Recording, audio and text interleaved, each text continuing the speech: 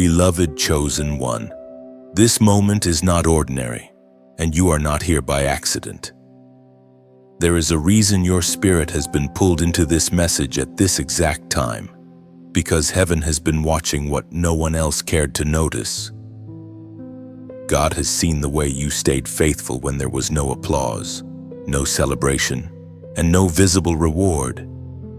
He has seen the prayers you whispered when your heart was tired, the tears you wiped away before anyone could ask what was wrong, and the quiet decisions you made to keep walking in righteousness when it would have been easier to give up, grow bitter, or become someone you were never created to be. You have been carrying a kind of faithfulness that does not make noise, yet it shakes the unseen realm with tremendous force. There are people who only understand public victories, but heaven measures things differently. God watches how you respond in private. He watches what you do when nobody is looking. He watches whether you still choose integrity when compromise seems profitable, whether you still choose kindness after being wounded, whether you still choose obedience after long seasons of silence. And that is why this word is reaching you now. You may have felt overlooked by people, dismissed by systems, and forgotten in places where you gave your best. But you have never once been hidden from the eyes of God. The one who formed you knows every battle you never explained, every burden you carried with a steady face, and every act of devotion you offered without demanding recognition in return. You need to understand something deeply today. Quiet faithfulness is not wasted faithfulness. Hidden obedience is not forgotten obedience. Every small act of surrender has been recorded in heaven. Every time you resisted darkness. Every time you held your peace instead of retaliating. Every time you kept trusting while nothing around you seemed to change. You were laying stones for a future God was already preparing. What felt invisible on earth was intensely visible in the spirit. What looked like delay to the human eye was often divine timing. What seemed like emptiness was actually preparation. This is why your soul has felt pressure, because something precious is near, and your spirit has been sensing movement before your mind could explain it. You have been in a season where it looked like your consistency was producing very little. You showed up. You prayed. You endured. You forgave. You remained available to God. And still there were days when it seemed as though life gave more to the careless than to the committed. Those moments tested your heart. They tested whether your devotion was genuine or whether it depended on immediate reward. Yet here you are, still standing, still listening, still reaching toward God even after all the disappointments that could have hardened you. That alone is evidence that something holy is at work in you. Many would have walked away by now. Many would have stopped believing. Many would have allowed pain to rewrite their identity. But you kept a flame alive in the dark, even if it trembled, even if it was small, even if only heaven knew it was still burning. Chosen one, there is a difference between being ignored by people and being passed over by God. People may fail to recognize your value because they only judge by appearance, status, timing, and outward results. But God searches the heart, and He is not confused about who you are. He knows the cost of your yes. He knows how much it took for you to remain soft when life was harsh. He knows the discipline it required to remain faithful in ordinary days, when no miracle interrupted the routine and no sign appeared in the sky to assure you that breakthrough was close.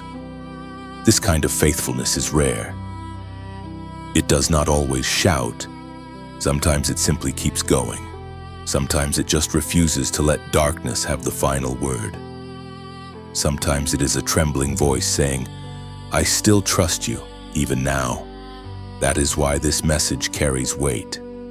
It is not merely encouragement. It is recognition.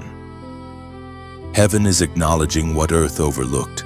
God is drawing attention to your steady devotion.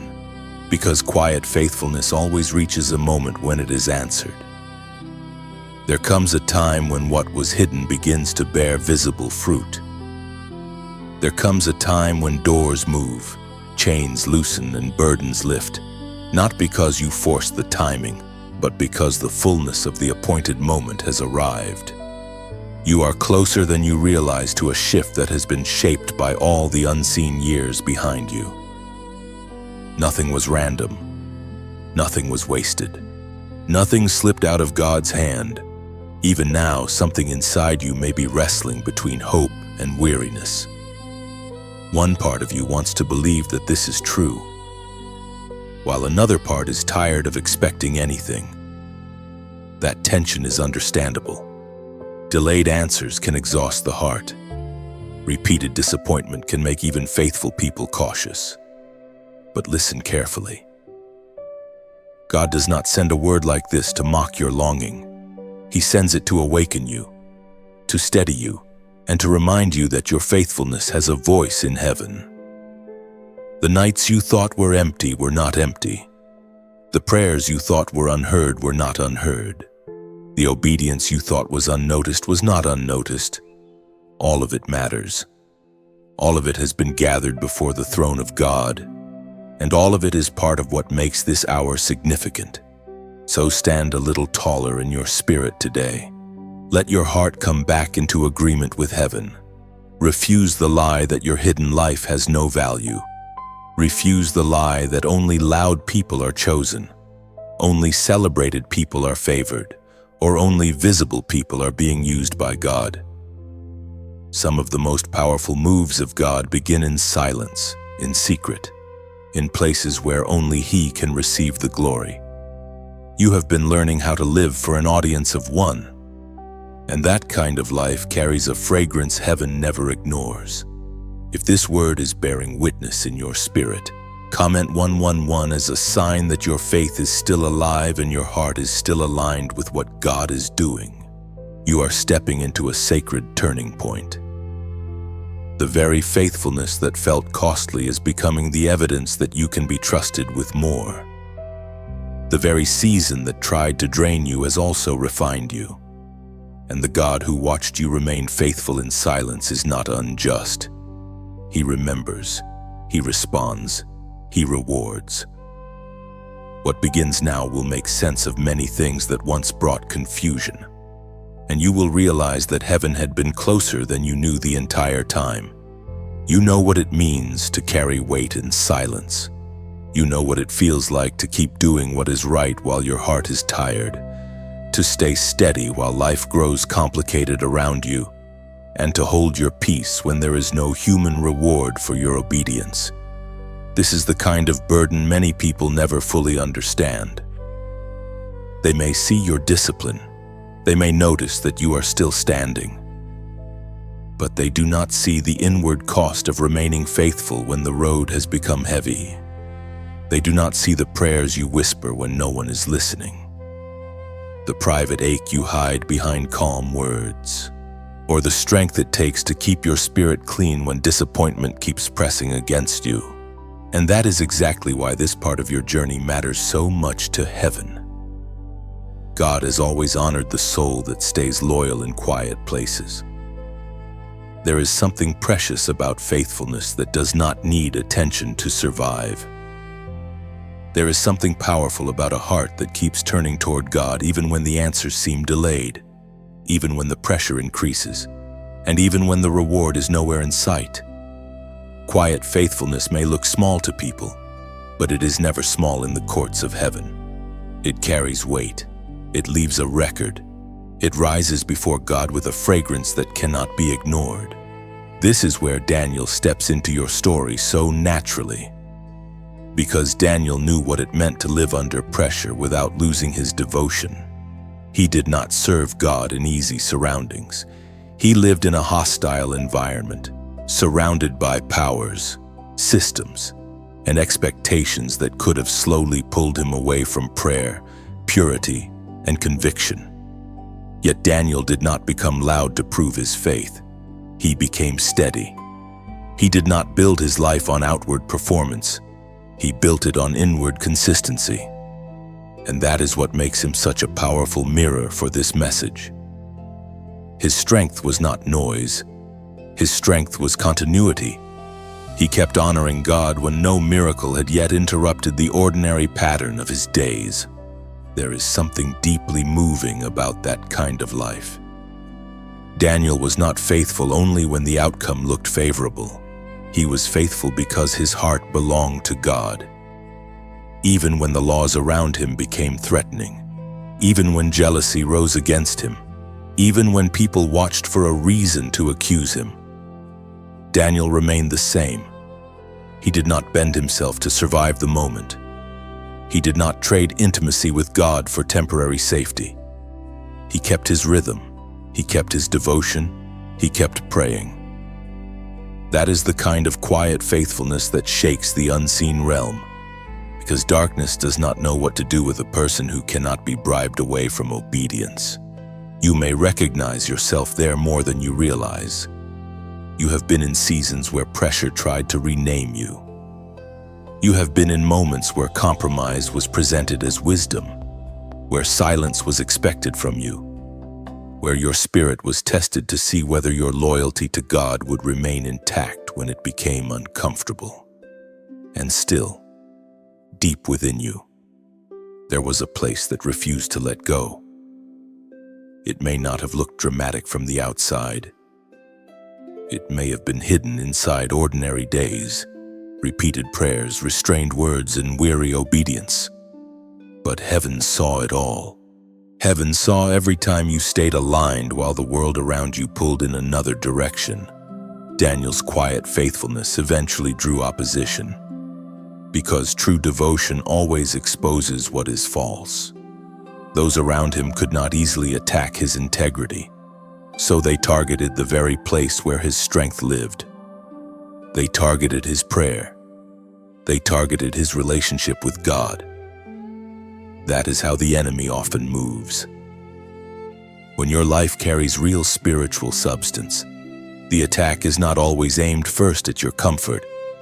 It aims at your communion. It tries to make prayer feel pointless, discipline feel exhausting, and devotion feel too costly to continue. But Daniel did not let pressure dictate his posture. He kept opening his window. He kept turning toward God. He kept doing in private what had made him strong in the first place. Scripture says, when Daniel knew that the document had been signed, he went to his house where he had windows in his upper chamber open toward Jerusalem. He got down on his knees 3 times a day and prayed and gave thanks before his God, as he had done previously in Daniel chapter 6, verse 10. That is one of the clearest pictures of quiet faithfulness in all of Scripture. As he had done previously, not for display, not out of panic, not to make a statement to people, simply because this was who he was. He remained faithful in the same way he had remained faithful before the threat became visible. That truth carries something strong for you today. The weight you have carried has not been meaningless. The repetition of your faithfulness has not been empty. Every time you returned to God, every time you chose restraint over revenge, every time you kept your heart from turning cold, you were building something heaven recognizes. Like Daniel, you have been proving who you are in hidden places. You have been showing that your devotion is not borrowed emotion. It is rooted identity. It is covenant loyalty.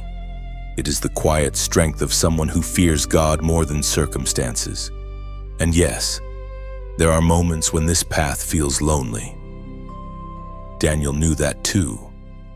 Faithfulness can isolate you before it distinguishes you. It can place you in situations where others misunderstand you, resent you, or quietly hope your consistency will break. But your hidden life with God is producing more than you can currently see. It is shaping spiritual authority. It is purifying your motives.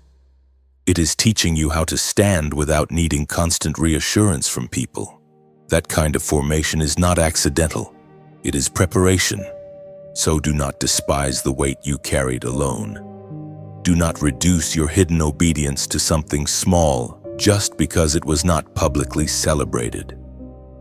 Daniel's steady prayer life looked simple until the day heaven answered it with unmistakable power. In the same way, your consistency may have looked ordinary to others, but it has been forming a testimony. What you carried in silence has been speaking loudly before God. Your quiet faithfulness has not disappeared into the dark. It has been seen. It has been honored. It has been, and it is preparing the ground for a moment when heaven's response will make it clear that your devotion was never overlooked for even one day. There were days when heaven seemed silent, and that silence tested you in ways few people could understand. It was not always the kind of silence that meant you stopped believing. Sometimes it was the kind that made you keep believing without any visible confirmation. You kept praying, yet the answer did not arrive. You kept hoping, yet the landscape around you did not change. You kept showing up before God, yet the door you longed to see open remained closed. That kind of silence can stretch the soul. It can make time feel heavier than it really is. It can make faithful people wonder whether they missed something, whether they misunderstood the season, or whether their quiet devotion is reaching only the ceiling and falling back down unheard. But the silence of heaven is not the absence of heaven. That is the truth you must hold now. God's silence is never proof of his distance. Very often it is proof that something deeper is being arranged where human eyes cannot yet see. The God who speaks with power also works in stillness. He shapes outcomes in hidden places. He prepares answers before they become visible. He aligns timing, hearts, doors, and spiritual conditions long before the final moment of release arrives. So when you remember those seasons where all you seemed to receive was silence, do not call them empty. They were not empty. They were full of unseen movement. Daniel knew that kind of silence. He knew what it meant to keep his heart anchored in God while living through long stretches where the full picture had not yet been revealed. He prayed with consistency, not because every prayer was instantly answered in the form he expected, but because he understood that communion with God is not built on immediate results. It is built on trust. Daniel was a man of revelation, yet even he experienced moments when understanding did not come all at once. He lived with mystery. He lived with process. He lived with the kind of holy patience that does not force heaven's hand, but remains positioned until the appointed time. That is one reason his story fits this message so deeply. Daniel did not collapse in the gap between asking and receiving. He remained steady in the middle space. And perhaps that has been one of your greatest hidden victories too. Not that everything changed quickly, but that you remained standing while it did not. Not that every prayer came back with immediate clarity, but that you did not fully close your heart in the waiting. You may have felt weary. You may have wondered. You may even have struggled to understand why the silence lasted as long as it did. Yet still, somewhere within you, faith kept breathing. That matters more than you know. There is a sacred work God does in those silent stretches. He reveals what remains when visible support is removed. He teaches you whether you love his hand more than his presence. He purifies motives, steadies emotions, and deepens roots. A tree that survives the hidden season grows stronger below the surface before fruit appears above it.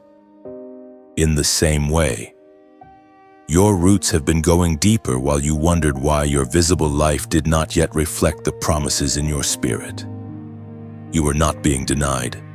You were being strengthened in places that would matter later.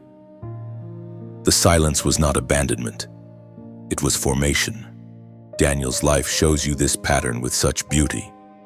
His faithfulness was not built in a single dramatic moment. It was built over time, through repeated devotion, through long obedience, through private surrender that became the backbone of public courage. By the time crisis came, Daniel already had depth. By the time opposition rose, he already had history with God. That is what heaven has been forming in you through the quiet, a history with God. Not borrowed inspiration, not borrowed language, real history, lived history, the kind that says, I know what it is to seek him in the dark and still find that he is enough to keep me breathing until dawn. And now you are beginning to understand that silence itself can become part of the message. There are things you know about God now that you could not have learned in noise. There are dimensions of trust that only grow when visible reassurance is withheld. There are chambers of maturity that only open when the soul stops demanding instant explanation and simply remains yielded. This does not mean the waiting was painless. It does not mean the confusion was easy. It means the silence had purpose, even when you could not yet interpret it.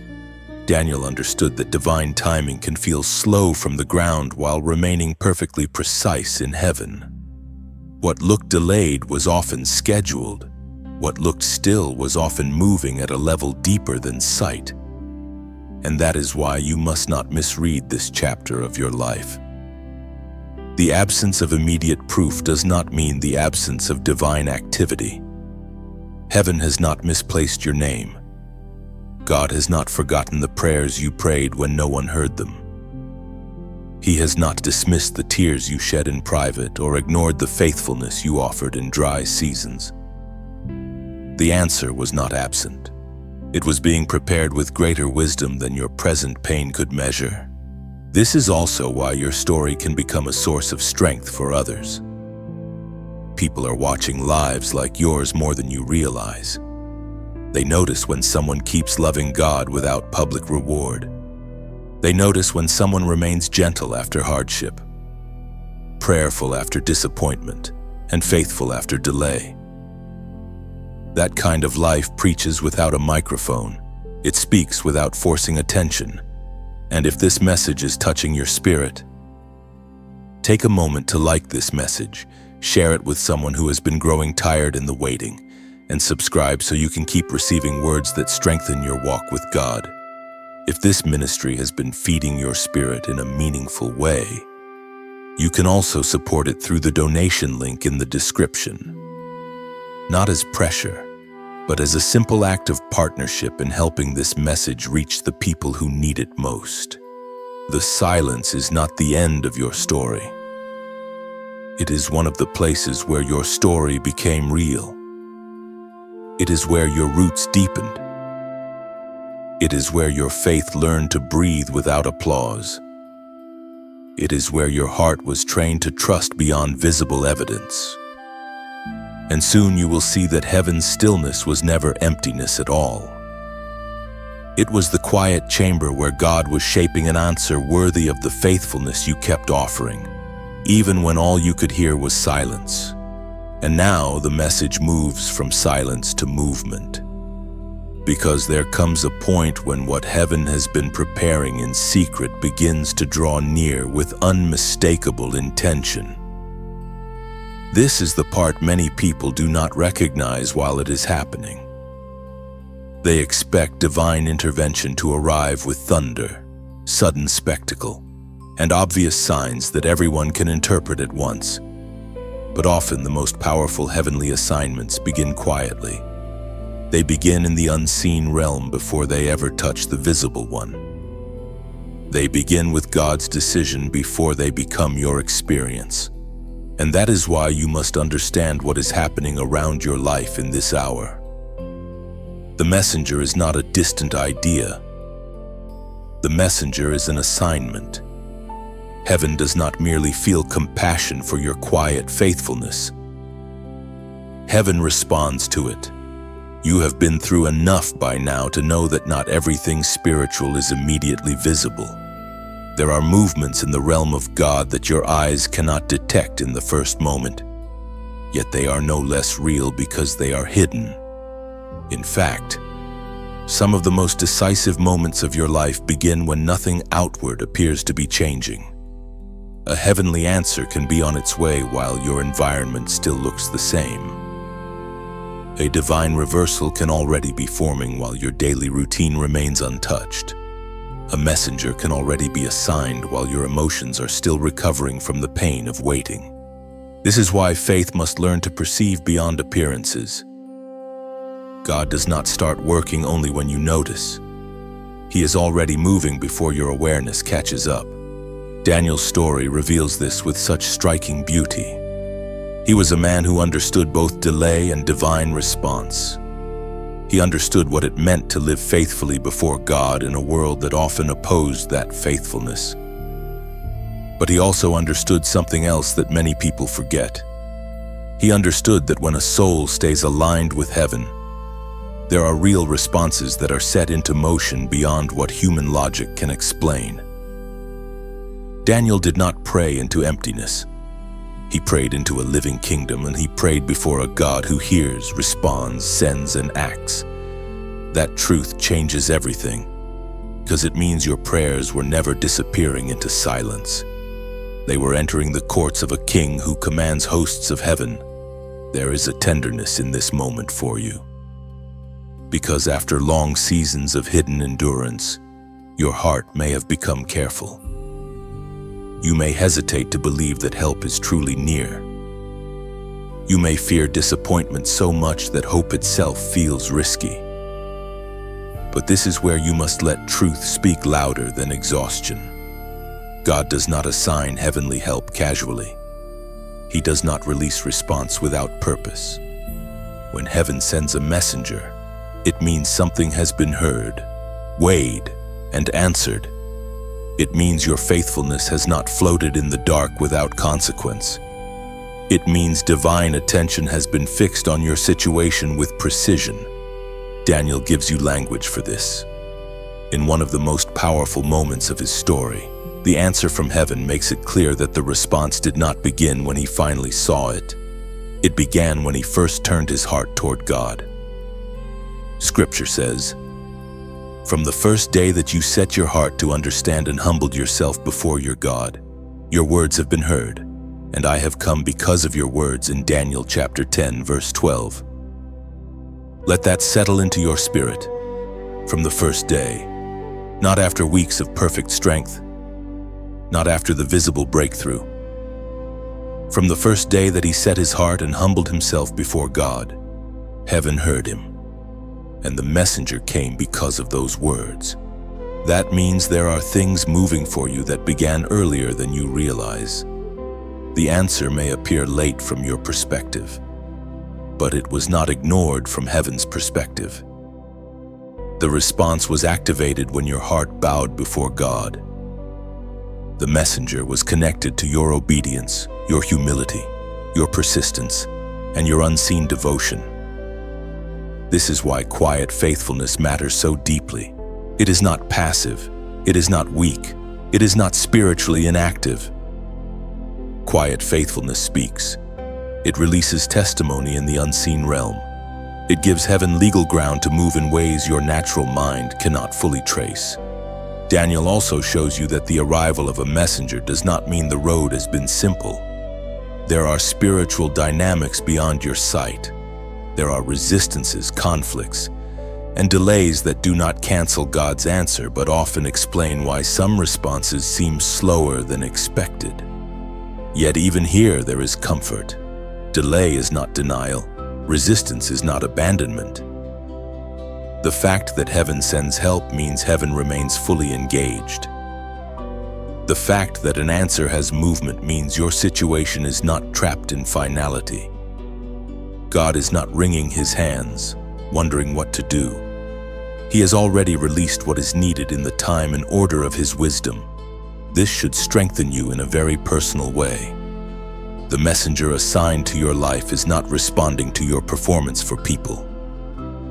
The messenger is responding to what God has seen in secret, to your tears, to your restraint, to your private worship, to your refusal to become bitter, to your choice to remain clean in heart while confusion pressed against you.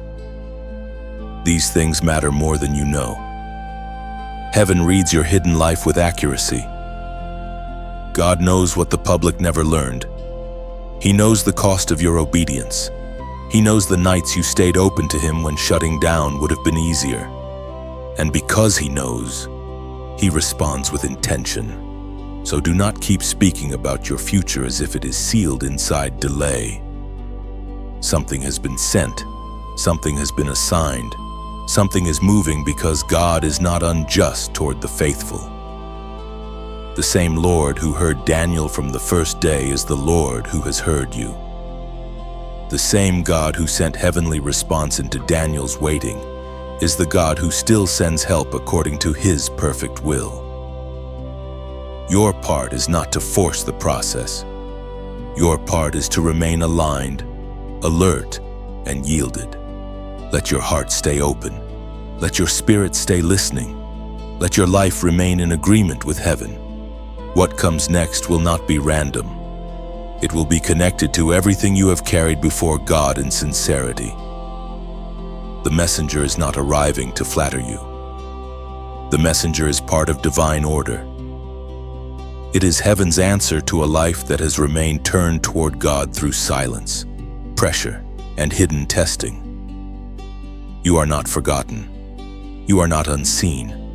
And you are not standing at the edge of an empty season. You are standing in the path of a response that has been moving toward you from the moment your faithful heart first cried out to heaven. Before we go deeper, there is one practical resource that may genuinely help some of you who have been feeling mentally drained, unfocused, overstimulated, or stuck in a cycle where your mind feels heavy even when your spirit wants to move forward. It is called the Genius Wave, also known in some places as Genius Song, a short audio program built around brainwave entrainment and often described as a simple 7-minute daily listening practice designed to support focus, mental clarity, creativity, calm, and better cognitive flow. For those who feel scattered, mentally tired, unable to think clearly, struggling with concentration, or carrying so much internal pressure that even simple tasks feel harder than they should.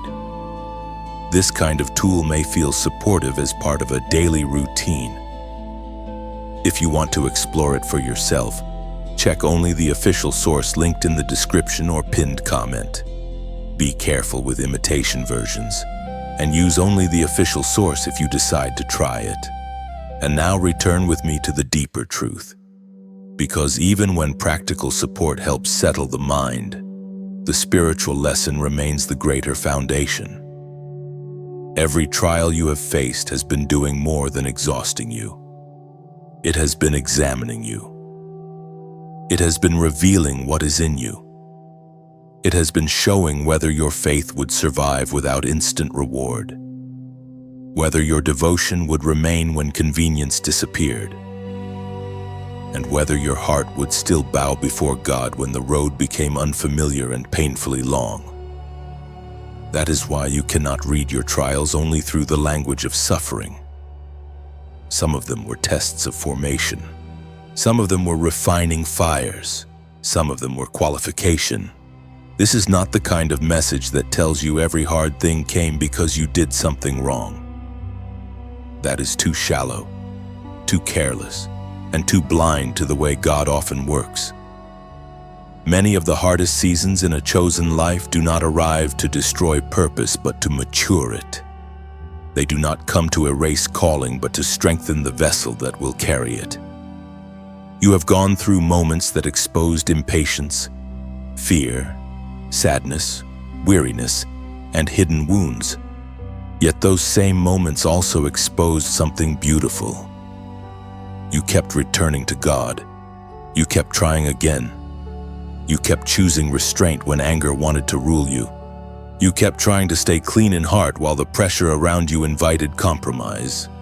That is not weakness. That is qualification under fire. Daniel understood this deeply, even if he did not speak of it in those exact words. His life was full of tests that did not look like rewards while he was living through them. He was tested in an environment that tried to reshape his identity. He was tested among powerful people who did not share his devotion. He was tested by pressure, by visibility, by jealousy, and by the burden of carrying conviction in settings where compromise would have been easier and at times safer. Yet each test revealed something about him. He was not merely gifted, he was governed. He was not merely intelligent, he was anchored. His strength came from an inner allegiance that could not be rewritten by circumstance. That is what many of your trials have been exposing in you. Not perfection, but allegiance. Not flawlessness, but direction. The enemy wanted your pressure to prove that you would break from God, but instead it proved how deeply your heart still reaches for Him, even in your weakness. There was a bend in your soul toward heaven. Even in your confusion, there was still a part of you that refused to hand your identity over to despair. That matters. In spiritual terms, that matters greatly. Think about Daniel in the lion's den. Most people focus only on the miracle of surviving the lions, but before the miracle there was already a test passed in secret. The true test happened before the den, when he knew the cost and still remained faithful. The miracle did not create his character, it revealed it. The public rescue was powerful, but the hidden qualification came earlier, in the decision to remain the same before God when pressure rose. That is how it works for many chosen ones. What people later call favor often rests on choices made in lonely places. What people later call blessing often stands on obedience that no one clapped for at the time. You may be in one of those hidden places now, or perhaps you are just coming out of one. Either way, do not waste the season by calling it meaningless. Ask what it revealed. Ask what it strengthened. Ask what false support it stripped away. Ask what habits, fears, dependencies, or illusions it exposed. Because every real test, when surrendered to God, leaves behind a stronger version of your spirit. It teaches you where your roots truly are. It teaches you whether your peace depends on outcomes or on God's presence. It teaches you whether you are led by applause, by fear, or by conviction. And yes, some tests felt far too long. Some felt unfair. Some brought tears that you never expected to cry. Some made you question whether you had the strength to continue at all. But look at you now. You are still here. You are still listening. You are still reaching for meaning instead of surrendering to numbness. That alone tells a story. It tells you that what tried to crush you did not finish the job. It tells you that grace held where your own strength could not. It tells you that God has been preserving something in you for a reason. Daniel's life was not shaped by one dramatic moment alone. It was shaped by repeated faithfulness across many moments of pressure. That is why he could be trusted. Trust is often born in repetition. You kept praying. You kept watching your heart. You kept stepping away from what would contaminate your spirit. You kept choosing the harder right over the easier wrong. These are the habits that build spiritual substance. These are the choices that make room for greater assignments later. So when you look back at your trials, do not only ask why they happened, ask what they qualified you for, ask what they awakened, ask how they trained your hearing, sharpened your discernment, and deepened your dependence on God. Because the very place that looked like delay may have been training. The very season that felt like confinement may have been preparation. The very fire that seemed ready to consume you may have been burning away everything that could not go with you into what comes next. You were not being discarded. You were being examined by fire and strengthened by grace. And what remains after that kind of testing is not fragile. It is seasoned. It is sobered. It is spiritually weighty, like Daniel. You are learning that the people God entrusts with greater things are often the ones who have first learned how to remain inwardly faithful when outward conditions offer them no reward at all. That is why this season matters. It was never only about pain. It was also about proof. This is the moment where you must be especially watchful. Because whenever heaven begins to move more visibly, distraction often tries to arrive with equal force. The enemy does not always attack with obvious darkness. Sometimes the attack comes through weariness, through subtle compromise, through emotional confusion, through the quiet suggestion that none of this really matters, that you should lower your guard, stop expecting, and settle for a life that no longer burns with conviction. That is why this part of the journey is so important. You are not only being called to endure, you are being called to remain awake. There are seasons when the greatest danger is not open rebellion, but slow drift. Not a dramatic turning away, but a gradual loosening of spiritual focus. A little less prayer, a little less watchfulness, a little more agreement with discouragement, a little more tolerance for what once troubled your spirit. That is how many destinies get delayed. Not because God changed his mind, but because people stopped guarding what had been entrusted to them. And that is why this warning comes with love. Do not turn back now. Do not let the pressure of the past talk you out of the promise that is drawing near. Do not let exhaustion make decisions that your healed spirit would never make. Daniel's life speaks clearly here too. He did not only know how to begin with God, he knew how to continue with God under pressure. That is a different kind of strength. Many people can be sincere in the beginning.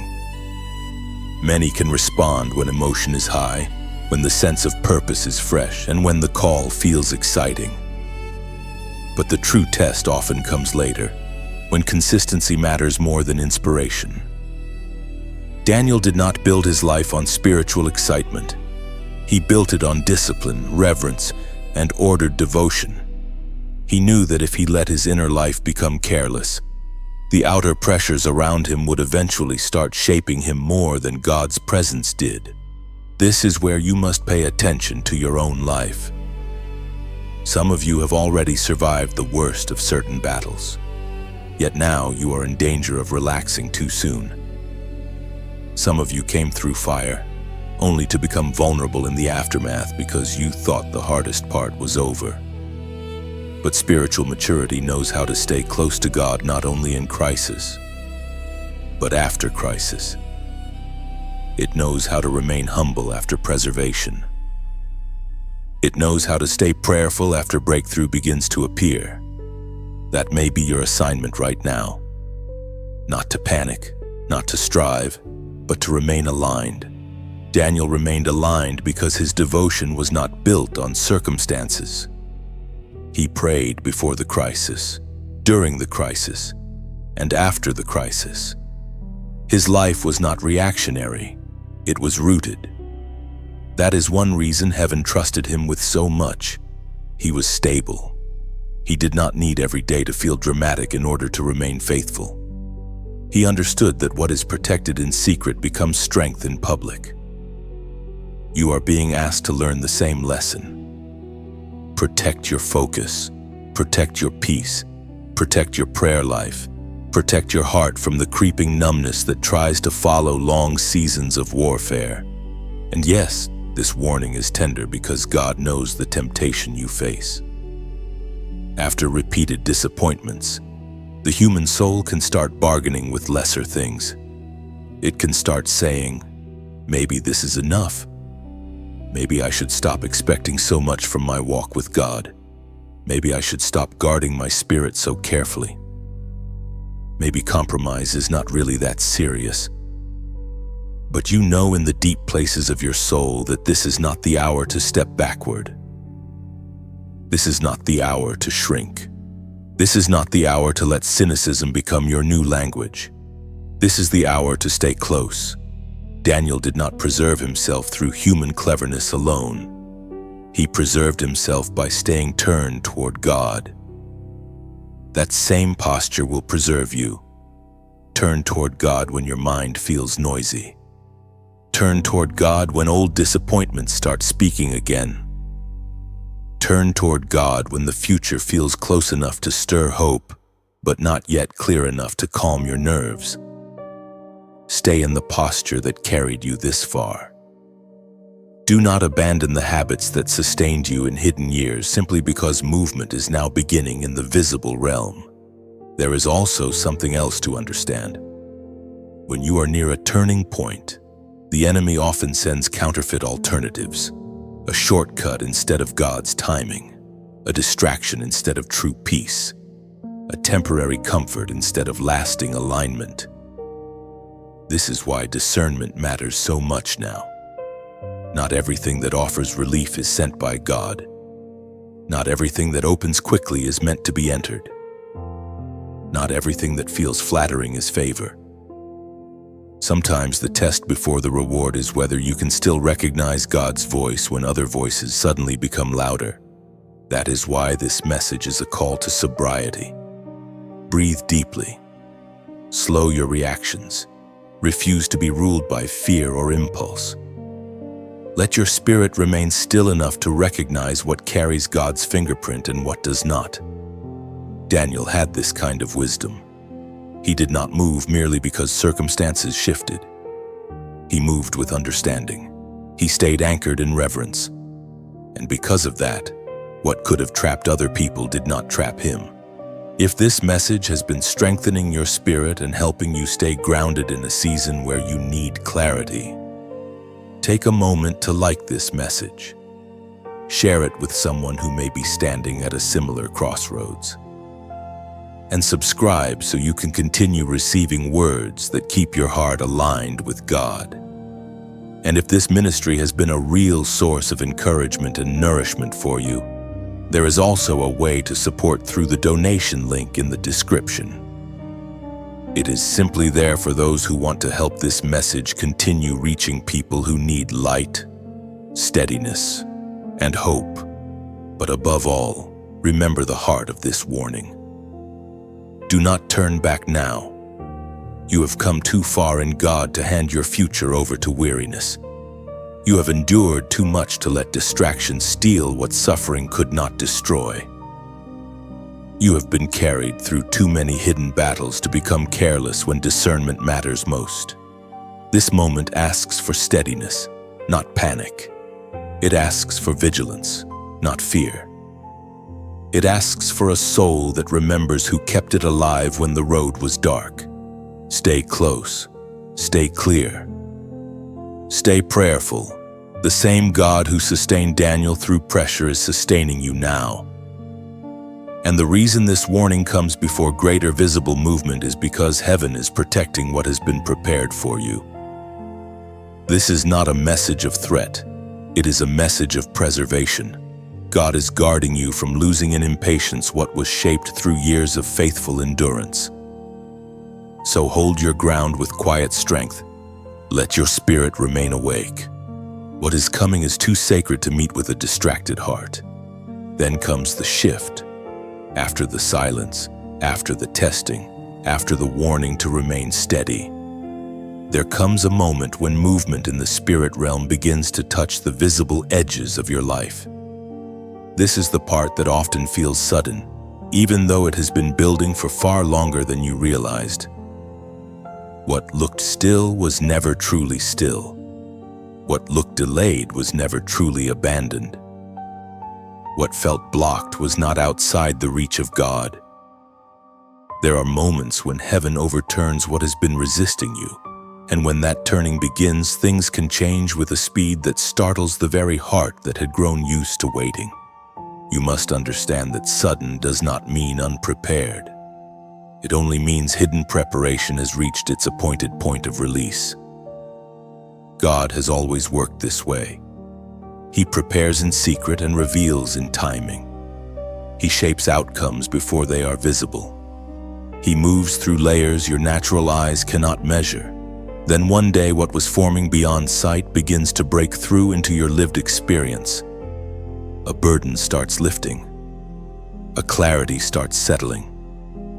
A door that would not move begins to open. A resistance that seemed fixed begins to weaken.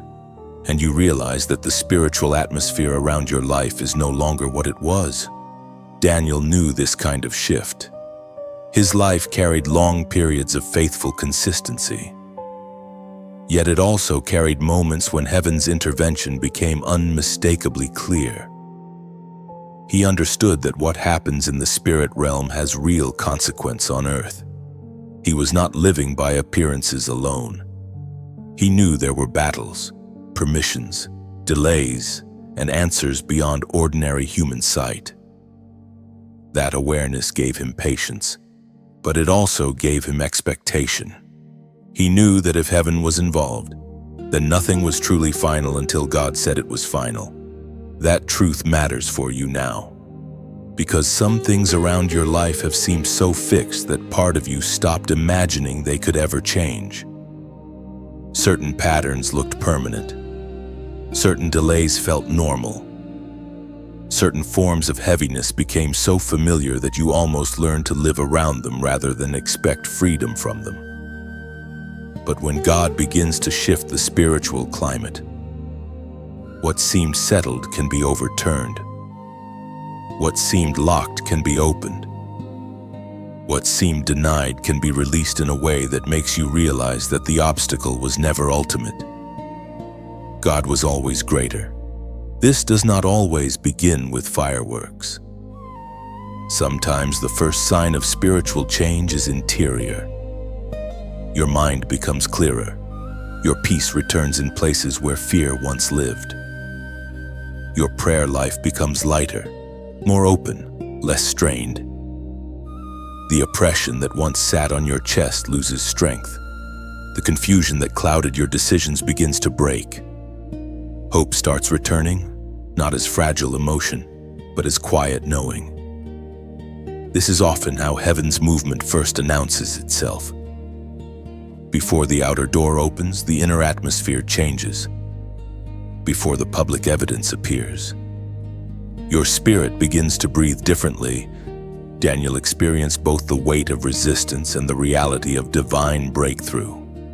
That is why his story speaks so strongly into this chapter. He understood that heaven's response can arrive after conflict in unseen places. But he also understood that when God has spoken, resistance does not have the final word. Scripture says, "O man greatly loved, fear not. Peace be with you. Be strong and of good courage." In Daniel chapter 10, verse 19. That word came to Daniel in a moment when heaven was strengthening him for what was unfolding. Notice the order. Peace first, then strength, then courage. This is how God often prepares you to receive a shift. He steadies your spirit before he enlarges your field. Maybe that is happening to you even now. Maybe what has been changing first is not your entire environment, but your inner posture. You are less willing to agree with despair. You are more able to recognize lies when they approach. You are sensing fresh steadiness where there used to be constant draining pressure. Do not dismiss that. Inner shifts are not minor. They are often the first evidence that something in the spirit realm has turned in your favor. Peace is not random. Holy courage is not random. Renewed clarity is not random.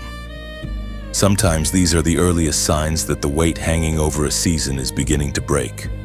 And once the shift begins, other things follow. Relationships reveal themselves more clearly. Doors align, timing becomes more precise. What once required exhausting effort begins to move with unusual grace. The right conversations happen. The fog over a decision lifts. Strength appears for tasks that once felt impossible. You notice that you are no longer fighting with the same level of strain. There is movement where there was stagnation. There is order where there was confusion. There is breath where there was heaviness. Daniel's life reminds you that these shifts are not produced by desperation. They are received through alignment. He did not manipulate heaven. He positioned himself before God. He remained faithful, watchful, humble, and responsive. That is why when the moment of strengthening and revelation came, he could receive it. Your calling in this hour is similar, not frantic striving, but yielded readiness, not forcing outcomes, but recognizing movement when God begins it. Not clinging to old disappointment, but allowing your spirit to come into agreement with the new thing God is doing. This is especially important because some people miss their season of change by continuing to speak the language of the old season after God has already started shifting things. They keep declaring defeat after grace has started moving. They keep expecting blockage after heaven has begun clearing the path. They keep rehearsing abandonment after God's presence has become newly active around them. Do not make that mistake. Honor the shift when it comes. Agree with what God is doing. Let your words, expectations, and posture begin to reflect the new spiritual reality He is bringing forth. You are not imagining the change. You are not foolish for sensing that something has turned. The long night taught you endurance, but it was never meant to become your permanent identity. The resistance sharpened your discernment, but it was never meant to define the whole story. There is movement now. There is change now. The same God who strengthened Daniel in a moment of heavenly contact is strengthening you for a chapter where what was once resisted begins to yield. So remain calm, but do not remain passive. Stay humble, but do not stay small in your expectation. Let peace settle deeper. Let courage rise higher. Let your spirit recognize that the atmosphere is changing. What was blocked is not guaranteed to remain blocked. What was delayed is not guaranteed to remain delayed. When heaven shifts the order around your life, earthly circumstances eventually have to respond. And you are entering the kind of moment where the first signs of that response are already beginning to appear. And when the reward begins to appear, it will not always arrive with noise. That is one of the deepest truths you are learning in this journey. Many people expect divine reward to look dramatic, public, and immediately undeniable to everyone around them. But God often works with a different kind of majesty. He does not always announce what He is doing with spectacle. Sometimes He lets the evidence speak for itself.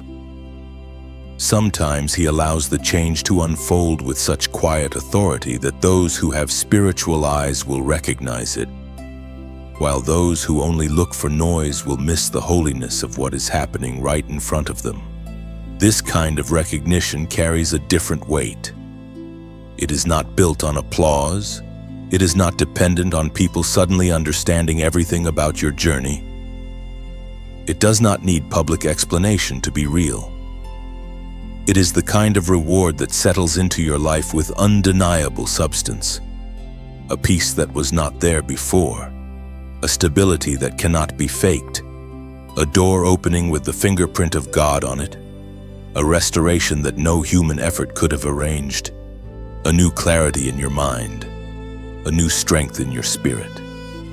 A new order in places that used to feel scattered. This is how heaven often honors quiet faithfulness, not always by making you louder, but by making the evidence stronger. Daniel's story helps you understand this beautifully. He was never a man who chased attention, yet attention found him because the hand of God on his life could not remain hidden forever. Even then, his recognition was not shallow. It was not built on self-promotion. It came through the undeniable quality of what God had formed in him. Wisdom rested on him. Integrity marked him. Peace strengthened him. Discernment distinguished him. He did not need to force his name into rooms. The weight of God's presence on his life made room for him in ways human striving never could. That is the pattern you are stepping into. The reward for quiet faithfulness is not always a stage. Sometimes it is a settled authority that people can feel before they can explain it. Sometimes it is the restoration of what your soul has been missing. Sometimes it is the lifting of a burden that has followed you for years. Sometimes it is favor that flows without strain because God Himself has decided that the hidden season has done its work. And when this kind of reward arrives, it carries peace with it. It carries order with it. It carries a rightness that makes your spirit say, "This could only have come from God." There is something else to understand here. Quiet reward often protects you from the danger of shallow validation. If everything arrived through noise, your heart might be tempted to attach itself to public reaction rather than divine intention. But when God rewards in ways that carry inward certainty first, He teaches you to treasure what is holy more than what is visible. He teaches you to recognize His hand even when the crowd does not fully understand. He teaches you that the most powerful confirmation is not always outside you. Sometimes it is the deep witness of the Spirit telling you that a season has turned and heaven has answered. Daniel lived with that kind of sacred recognition. He was known, but not in the cheap way the world often defines being known. He was marked. There is a difference. To be marked by God is to carry something that cannot be manufactured. It is to walk with a presence, a steadiness, and a gravity that did not come from human technique. And that is what your hidden years have been preparing. God has not only been preparing things for you, He has been preparing you for things. He has been building a life that can carry quiet weight. Scripture gives you language for this in a very tender way. It says, "Those who are wise shall shine like the brightness of the sky above," in Daniel chapter 12. Verse 3. Notice the beauty of that image. Shine like the brightness of the sky above. The sky does not need to shout to be seen. Its glory is simply present. Its witness is simply undeniable. That is how divine recognition often works. It does not always arrive with loud introduction. It arrives with light. It arrives with radiance. It arrives with evidence that cannot be reduced to performance. That may be why the reward unfolding around you feels subtle at first. It may not begin with everyone acknowledging your journey. It may begin with your own soul realizing that something has changed. You are not as bound as you once were. You are not as afraid as you once were. You are not as confused as you once were. Your discernment is clearer. Your heart is softer but stronger. Your peace is deeper. Your direction is steadier. That is not small. That is recognition from heaven taking form within your life. And from there, other things begin to follow. The right people notice. The right doors respond. The right opportunities align. But all of it rests on something deeper than public approval. It rests on the fact that God has chosen to let the fruit of your hidden faithfulness become visible, not for vanity but for testimony. Not so that you worship the reward, but so that you recognize the justice and tenderness of the God who saw you all along. This is also why you must stay humble in the reward.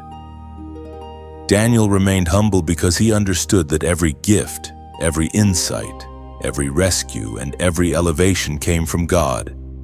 Humility protects the reward from becoming an idol. Humility keeps your spirit clean when favor begins to increase. Humility reminds you that the same God who sustained you in silence is the God who is now allowing your life to carry visible evidence of His faithfulness. You are not being invited into pride. You are being invited into gratitude.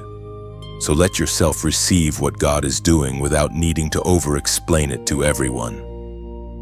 Let the evidence mature. Let the peace deepen. Let the light speak. The people who are meant to recognize the hand of God on your life will recognize it.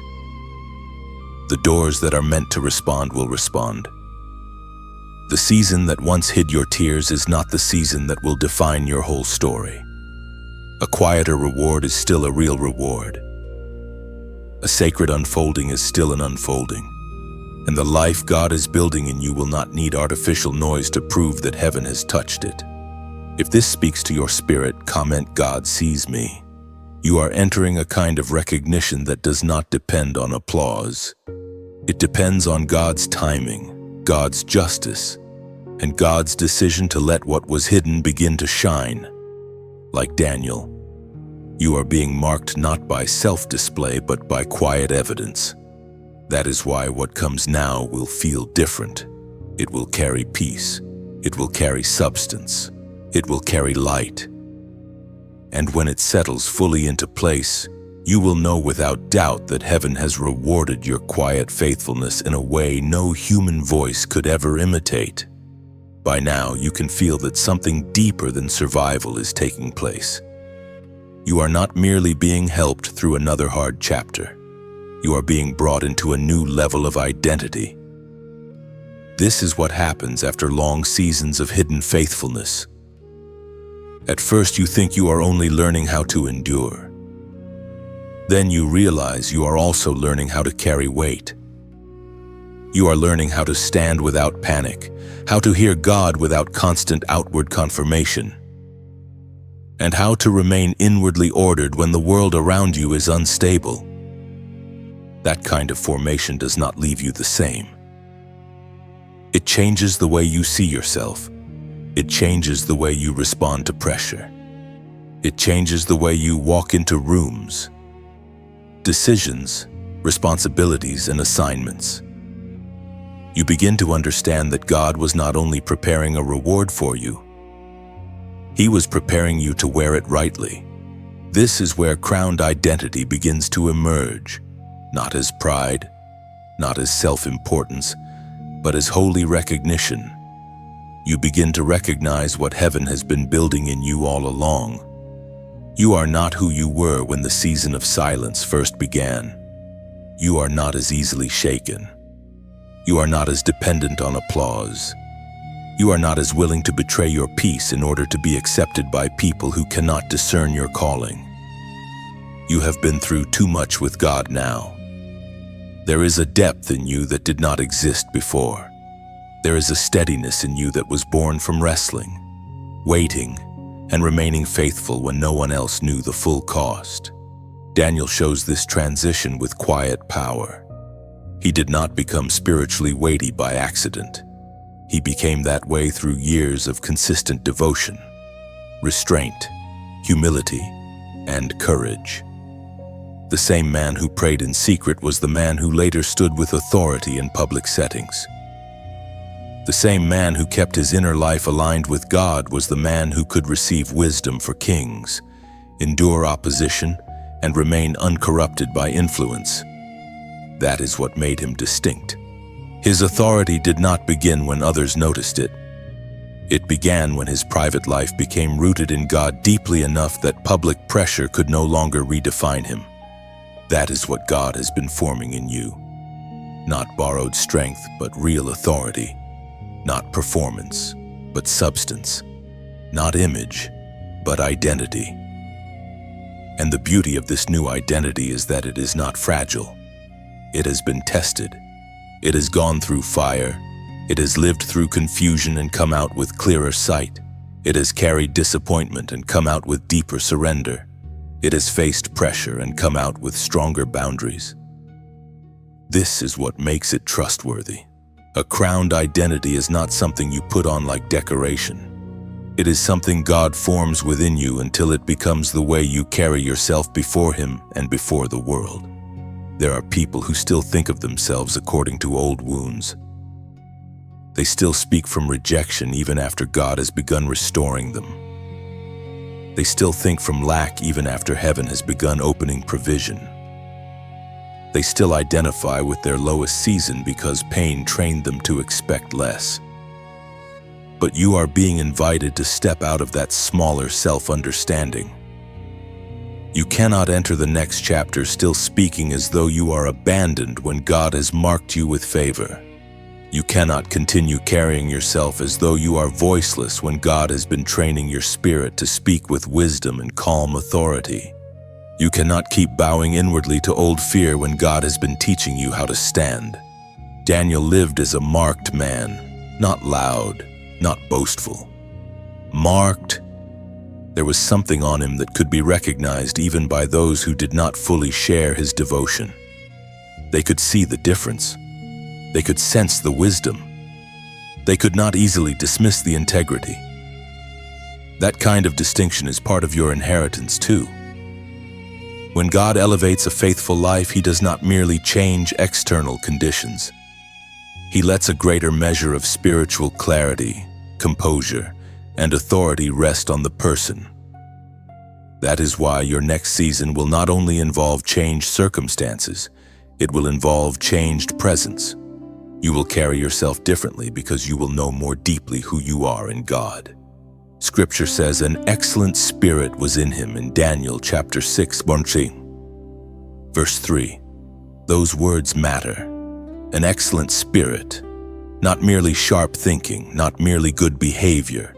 An excellent spirit. Something had been formed in Daniel that made him stand apart. It was visible in how he carried responsibility. It was visible in how he endured scrutiny. It was visible in how he walked with consistency. That is the kind of inner quality God has been shaping in you through every hidden season. An excellent spirit is not born in comfort. It is forged through surrender, discipline, reverence, and tested faithfulness. This means you must stop reducing your growth to whether people understood it. Some of your greatest changes happened where no one had language for what God was doing. He was making you less reactive.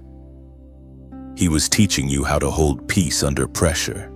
He was making your discernment cleaner. He was showing you where your identity had been too tied to human approval. He was lifting you into a more settled way of living. These are royal developments. These are the markings of someone who is becoming ready for greater trust. And with that comes responsibility. A crowned identity is not for display. It is for service. It is for stewardship. It is for representing God with maturity where once you might have responded with instability. Daniel understood that elevation and responsibility belong together. The more trust placed upon him, the more he remained anchored in God. That is how you must walk too. Let this new authority make you gentler, not harder. Let this new clarity make you more obedient, not more self-sufficient. Let this new season deepen your gratitude, because everything truly beautiful about you has been formed by grace. You are stepping into a stronger self-understanding now, not the identity handed to you by pain. Not the identity shaped by delay. Not the identity assigned by people who could not see what God placed within you. You are stepping into the identity that has survived fire and still bows before God. You are stepping into the identity of someone who has been refined enough to carry more, quiet enough to hear more, and strong enough to stand where others might fold. Like Daniel, you are not being made famous in the shallow sense. You are being made weighty in the spiritual sense. That is why this next chapter matters so much. It is not only about receiving, it is about becoming. You are becoming more settled, more discerning, more peaceful, more trustworthy, and more aware of the sacred mark on your life. The hidden years did not diminish you, they deepened you. The trials did not erase your calling, they clarified it, and now you are stepping forward not as someone merely hoping to survive, but as someone crowned with a clearer identity and ready to walk in the authority God has been patiently building in secret all along. And now you arrive at the place where all of this must become life, not just language. The message was never meant to leave you stirred for a moment and then return you unchanged to the same way of thinking, the same way of speaking, and the same way of carrying your days. It was meant to awaken recognition. It was meant to remind you that from this moment forward, your life is no longer to be interpreted through the lens of neglect, delay, or quiet sorrow alone. Your life is becoming evidence that God does see, evidence that God does remember, evidence that God does reward the soul that remains faithful when no one else is watching. This is the chapter where you stop speaking of yourself as though you are still buried in the old season. Yes, you remember it. Yes, you honor what it taught you. Yes, you carry the tenderness that came from walking through hard places with God. But you do not live under its shadow forever. You are moving forward as someone marked by divine preservation, refined by testing and strengthened by hidden years that did not destroy you. The pain did not get the final word. The silence did not get the final word. The misunderstanding did not get the final word. God's faithfulness gets the final word. That means your daily life begins to change in small but holy ways. You guard your peace more carefully. You treat your prayer life as sacred, not optional. You stop agreeing so quickly with discouragement. You stop rehearsing the language of defeat. You become more attentive to what enters your spirit, what shapes your thoughts, and what tries to pull you back into old heaviness. You begin to live like someone who knows that heaven has touched their story, not in pride, not in performance, but in quiet certainty. Your life carries a different tone now, a steadier tone, a cleaner tone, a more surrendered tone. And somewhere in the middle of that new way of living, prayer rises naturally, not as a performance, not as something forced, but as the honest response of a heart that has heard the voice of God through all of this. So let this become your prayer now. Father, in the name of Jesus, thank you for every hidden place where you kept me alive when I did not know how I would continue. Thank you for every silent season that was not empty, even when I thought it was. Thank you for seeing what no one else saw, for remembering what others overlooked, and for staying near me in moments when I felt too weary to explain what I was carrying. Cleanse my heart from every trace of bitterness, fear, and unbelief that tried to grow in the waiting. Make me steady where I have been fragile. Make me peaceful where I have been troubled. Make me discerning where I have been confused. Let my life reflect your faithfulness in a way that is real, humble, and lasting. Protect me from distraction, from counterfeit doors, and from the temptation to step backward when you are calling me forward. Teach me to walk as one who is loved, one who is kept, one who is guided, and one who is not forgotten. And let everything you have formed in secret now become a testimony that brings glory back to you. Amen. There is power in praying that way because it brings your heart back into agreement with heaven. Agreement matters. So much of spiritual growth is learning to stop repeating what pain taught you and start repeating what God is saying now. Pain may have said you were alone. God says He was with you. Pain may have said nothing was changing. God says movement was already happening. Pain may have said your faithfulness did not matter. God says it was being recorded all along. This is why your future cannot be built on the voice of your wounds. It must be built on the truth of God's character. And as you live from that truth, your life becomes its own witness. People may not know every detail of what you survived, but they will sense the peace. They will notice the steadiness. They will see that something in you did not collapse, even after everything that tried to shake you. That is part of the reward too. Not just what God gives you, but what God has made you into. A quieter soul, a stronger spirit, a cleaner heart, a person who knows where their help comes from. This is also the right moment to stay connected to what is nourishing your spirit. If this message has met you in a real way, then let that response become action. Like this message so it can reach more hearts that are quietly carrying more than anyone knows. Share it with someone who has been faithful in silence and needs to be reminded that heaven has not overlooked them. Subscribe so you can keep receiving words that strengthen your spirit, steady your mind, and help you remain aligned with God in every season. And if this ministry has been a real blessing to you and you want to help keep this kind of message going out to others, you can support through the donation link in the description. It is there as a gentle invitation for those who feel led to partner in spreading hope, truth, and encouragement.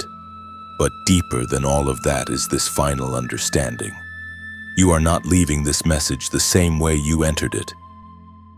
Something has been named. Something has been confirmed. Something has been strengthened. You are no longer to think of your hidden years as wasted years. They were forming years. You are no longer to think of your quiet faithfulness as small.